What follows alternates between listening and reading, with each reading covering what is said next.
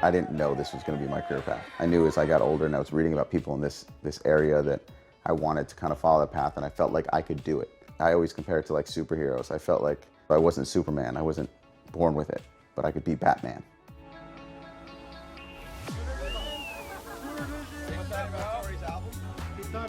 When people meet me, they expect someone who's incredibly arrogant, someone who would run around and sleep around and is basically a douchebag.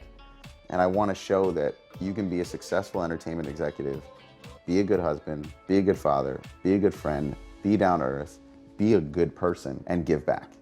I don't think anyone will remember me for it, but if I could push that message out there into the world and pass it on to my son, then I'm okay. What do you mean?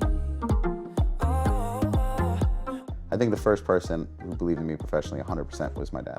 If I'm half the man my dad is, I'm gonna be okay. Every night before we went to bed, my dad would walk into our bedrooms and say, hey, good night, you know, Brauns are different.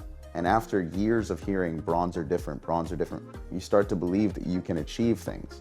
Because I felt like everyone should be treated equally, I was also never intimidated by anybody, because I felt like they're not any better than me, I'm not any better than them, I should be able to have a conversation.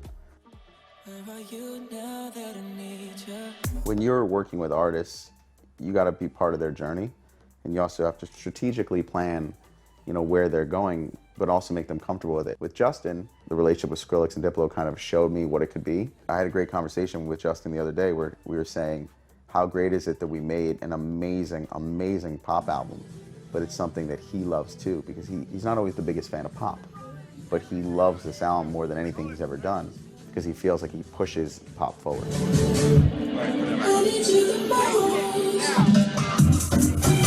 If you can help someone become a good young woman or a good young man, they have a better chance of surviving in this business. We tell our youth, hey, we want you to be successful, we want you to win. But the moment our youth win, we belittle their achievements and say, you're too young, it's not real. Let's say Justin was 26 years old and we had 6 #1 albums, which we have, but he did it all before he was 18. If he was 26 years old, you'd probably be saying one of the most credible, biggest artists in the world. And when you deal with people that have had a lot of success young and they've worked really hard for it and they're being told there's no credibility in what you've done because you're young, they start to rebel.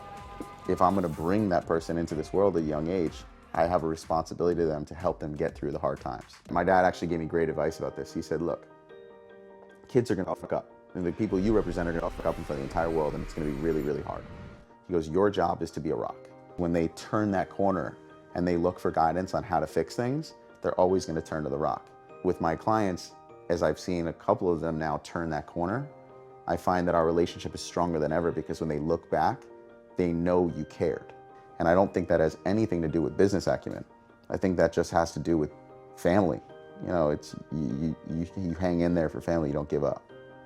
Show your best, hide the rest. I'm obviously your best. Who will last the test of time?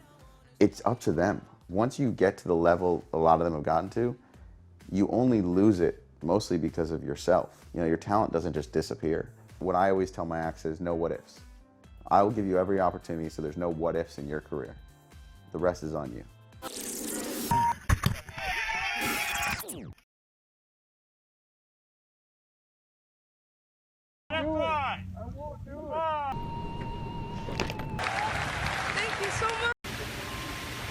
工在做自动扶梯保。